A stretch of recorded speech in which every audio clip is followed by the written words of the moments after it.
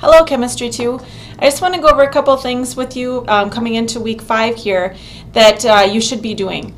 One of the things I've heard a lot of people say they didn't know a lot about is your analyzer observation project that you have to do by the end of the quarter.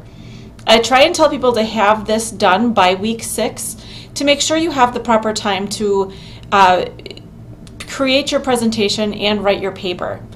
If you have not set that up yet, or if you don't know of any laboratories that you could go and do your analyzer observation at, make sure you ask your adjunct lab instructor. They'll be able to help you with that one.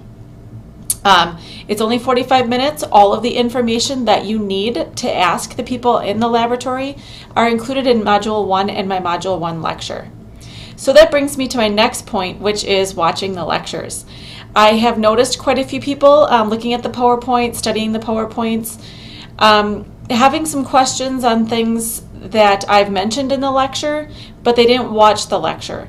So if you're just studying the PowerPoints and not listening to the lectures and taking notes on those PowerPoints while I'm doing those lectures, you may be missing out on some very important pieces, as I do emphasize some of the things that are on the quizzes and exams. Those lectures are not just in your online class, they are also embedded in YouTube.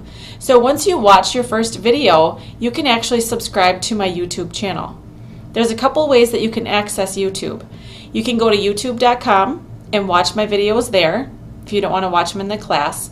But I've noticed a lot of my students, probably at least 80-90% of them, have smartphones. There's a free YouTube app that you can pull up my videos on there as well.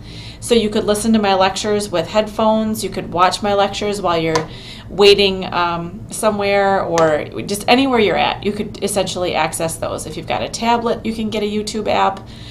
It doesn't really matter. So you do have access to watch those lectures in other places than just sitting at your computer. The last thing I want to talk about is StudyBlue. I noticed I have 11 people registered in StudyBlue to use those flashcards, and I'm kind of able to see some statistics at how often people are using them. We do have 20-some people in our class, so that means there's quite a few of you who may not have access to the StudyBlue cards yet. If you go to your email, I did send you guys a link to get to my flashcards for this course. I have included pretty much every quiz question in those flashcards somewhere.